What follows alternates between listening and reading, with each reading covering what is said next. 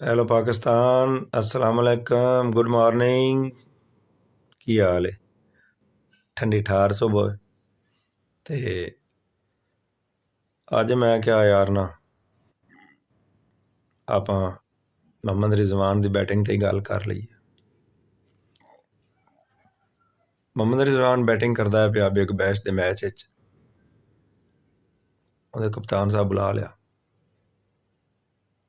Slow batting पे करता है। तरले तो उन्हें बड़े मारे, इधरों खिच्चे इंज, उधरों खिच्चे इंज, अं स्वीपां जिमें खिचदा है ते सीधे बल्ले नाल नहीं खेलता, क्रॉस बल्ला घुमाई गया। उसले वो होर ही बटौट हो गया यार। आओ तो बाहर वाली गेंद तू पॉइंट वाले खेल लो। अच्छा, जेडे साडे खिलाड़ी ने ना चौके नूं या पॉइंट वाले एक्सट्रा कवर तो जी शाट जाती ना उन्होंने स्कोर ही नहीं गिनते। अजकल स्कोर तो स्कोर अल्लाह दे बंदे हो ना लपेटा मार के छक्के मार देन। रिजवान साहब इस पसीनो पसीने होए बुरा हाल, कदे भज के अगे जाए, कदे इधर हो कदे इधर। अल्लाह दे बंदिया खड़ा हो के सीधा हो के खेल लै है, जिथे गेंद आती उत्थे खेली जा। और फील्डर बीट होना तो चौका ही है ना। खैर, चूंकि बुनियादी तौर पर फॉल्ट ये निकल नहीं सकता होंदा उत्थे जाके भी।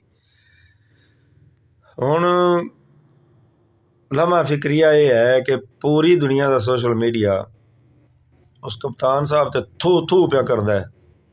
पहले मैनू भी कोई अजीब लग्या, लेकिन जिस वेले रात का मैं वेख्या भी वो कप्तान साहब ने बुला के आप आया,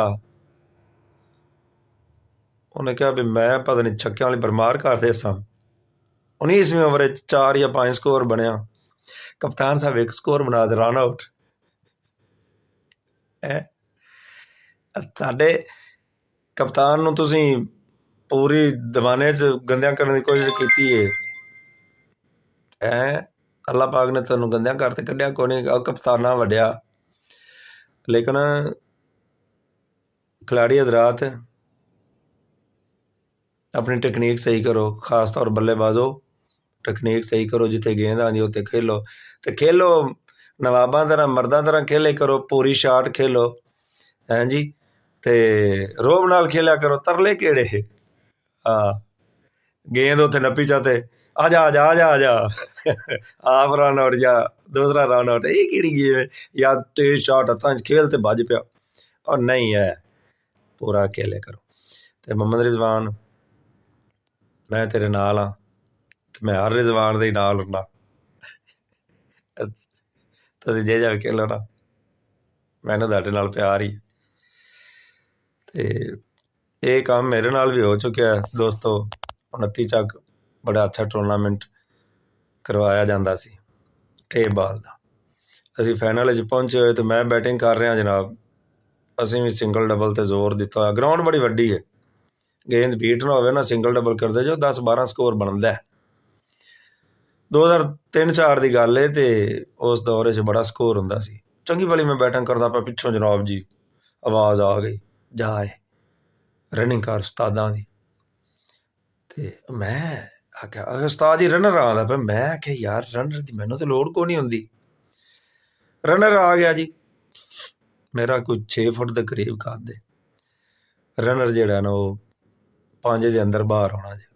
उन्हें रनिंग मेरी जगह ते आते की, वो मैं रन आउट हो गया। मनसूबा की जाए उस्तादा रन आउट करा, तू छड़ पर स्कोर सरो खेडते पड़ा छक्के मार नाल जावन दे। खैर मैं क्या यार कोई गल नहीं, दादा दौर जो है। खैर मैं ना आ गया, साडी टीम ने 12-14 स्कोर घट बनाया, फाइनल असीं हार गए। उन्होंने जेडे अरबाबे इख्तियार सन मैच हारन तो बाद आखे एक दूसरे नाल तू आंदा सी तू आंदा सी। उस्ताद हुंदे 12 स्कोर वध होना सी, आपां जित सकदे सां। ਉਹ ਮੈਂ ਕਿਹਾ यार कोई गल नहीं, तुसीं मौजां कीतियां, मैनू तो रन आउट करा के बाहर घल्लिया जेना, जिंदे नाल टीम च रनिंग ही कोई नहीं कोई करदा सी सिवाए मुस्तफा साहब दे। मुस्तफा साहब मेरे भाई नहीं, मोहम्मद मुस्तफा कराड़ा क्रिकेटर, या राणा अजमल रनिंग की है ना। और मुड़ ਇੱਕ ਦੇ ਦੋ, ਦੋ ਦੇ ਤਿੰਨ, ਤੇ ਖੈਰ ਅਸੀਂ ਵੀ ਹਾਰੇ ਉਹ ਵੀ ਨੇ ਭਾਈ। ਜਿਹੜਾ ਉੱਥੇ ਖਲੋਤਾ ਹੈ ਨਾ, ਉਹ ਠੀਕ ਖਲੋਤਾ ਹੈ। ਤੇ ਮੁਹੰਮਦ ਰਿਜ਼ਵਾਨ ਤੂੰ ਵੀ ਖਿਆਲ ਕਰ ਲੈ, ਪੁਆਇੰਟ ਵਾਲਾ ਤੇ ਐਕਸਟਰਾ ਕਵਰ ਵਾਲਾ ਵੀ ਚੌਕਾ ਛੱਕਾ ਹੀ ਗਣੀਣਾ ਜਾਂ ਸਕੋਰ ਗਣੀਣਾ। ਦੋਸਤੋ ਇੰਜੋਏ ਕਰੋ ਠੰਡੀ ਠਾਰ ਸਰਦੀ। ਇਹ ਨਾ ਵੀਡੀਓ ਦੀ ਖਾਤਰ ਮੈਂ ਬਾਹਰ ਹੋਇਆ ਬੈਠਾ। ਗੁੱਡ ਬਾਏ, ਦੁਆਵਾਂ ਯਾਦ ਰੱਖੋ। ਪਾਕਿਸਤਾਨ ਪਾਇੰਦਾਬਾਦ।